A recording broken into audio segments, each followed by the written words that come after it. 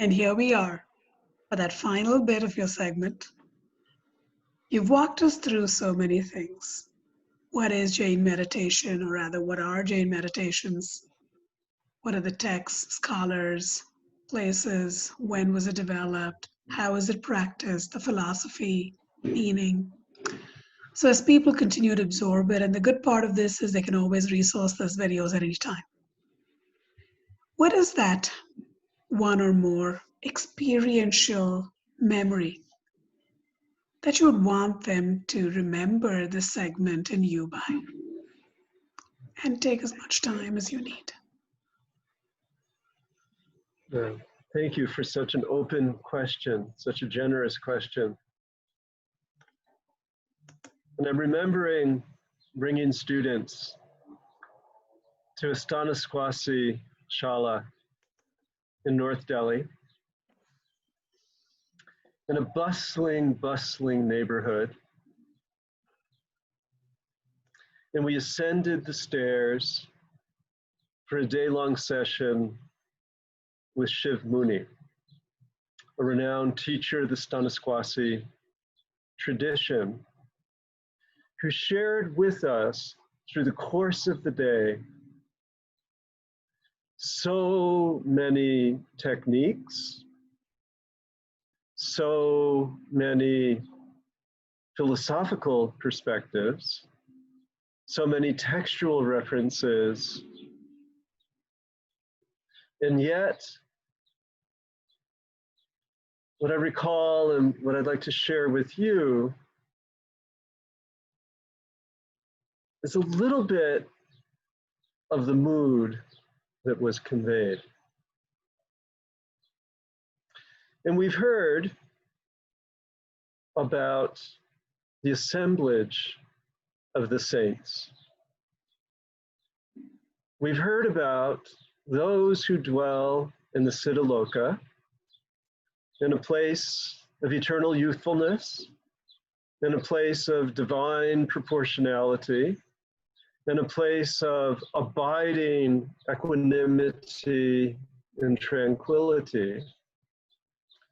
And what we can hope for, and what we experienced, if only for a little bit of a glimpse, what we can hope for is to be able, in the course of our lives, to find good company, to be able to find good technique, so that our mind and our body can stabilize. We are assaulted from all sides,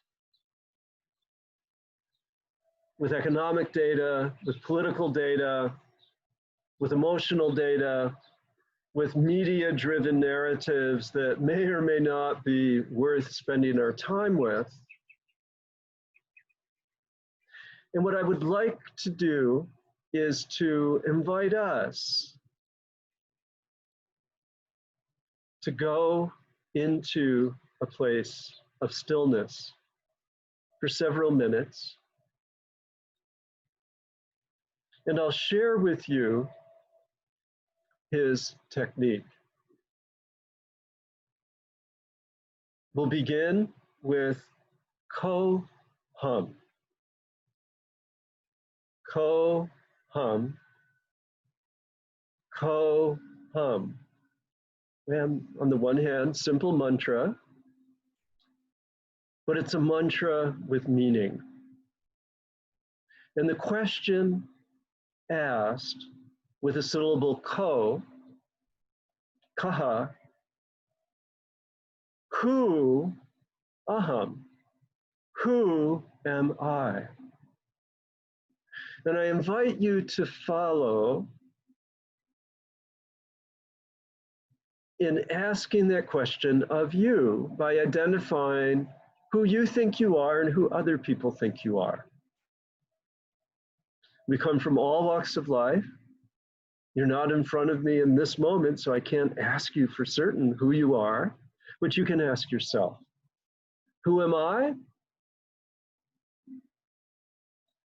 hands, beard, eyes, eyebrows, skin, clothing, Fab India, watch, a lovely gift of a student. Some years back, it's been replaced with my own money. Owner of property, owner of objects, someone who sits upon a chair, a married person, a father, an employed person, a teacher. Who am I? Let's sit in silence and take an inventory.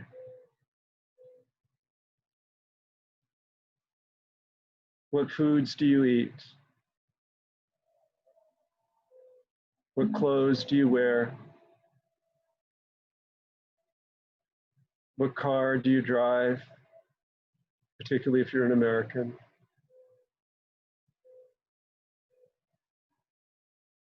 What house do you inhabit? With which city do you identify?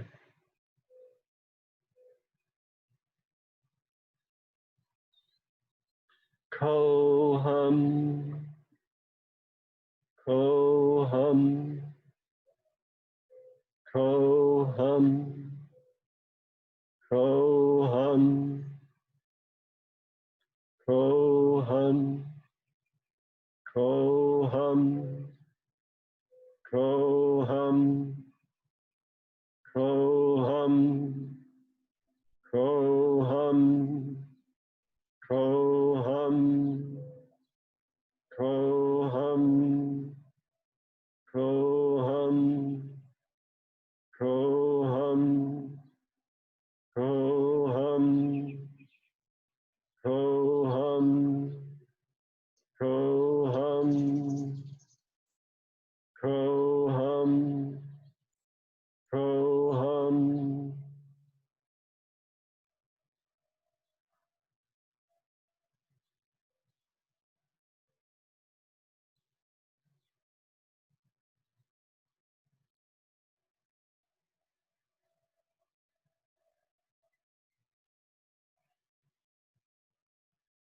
A little bit like call and response. Shiv Muni then shared with us that no, we are not the things we own. No, we are not even the body. And he directed us to this place, represented on this statue by the urna, the shield at the heart.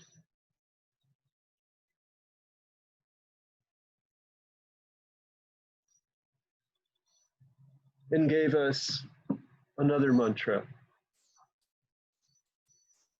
Gave us the mantra, so-hum, common, the Upanishads, and Jainism. So-hum, saha, he, saha, he, saha, he. That there's this piece of us, Atman, Purusha, Jiva,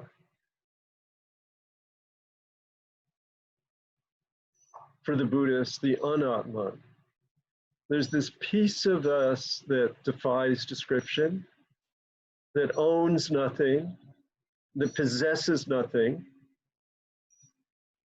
can never be hurt, can really do nothing, and yet it's this place, this space, that gives us a glimpse and a taste of freedom. Samyak Drishti, the critical Jain moment is having something analogous to that realization. So I invite us to sit, go through your memory banks and think of, could be from childhood, could be just a simply happy beyond happy moment. It could be something that gives you the feel of what that might feel like, even though you know that the circumstances were less than divine. I'm thinking of some of the milestones that we participated in the lives of our own children. Such happiness. And yet, it gives a taste of a happiness beyond the constraints required normally for happiness, or the conditions required for happiness. So let's sit in silence, finding those memories. And then I'll lead us out with a recitation some 18 times of Soham, as we did Koham.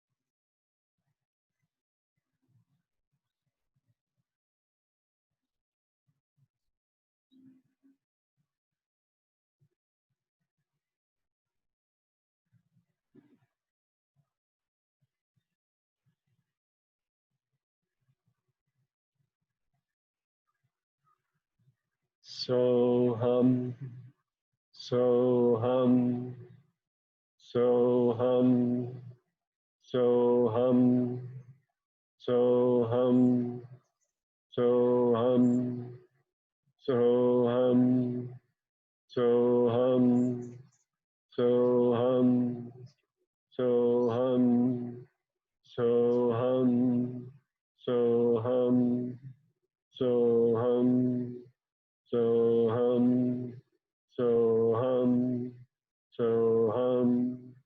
Soham, Soham.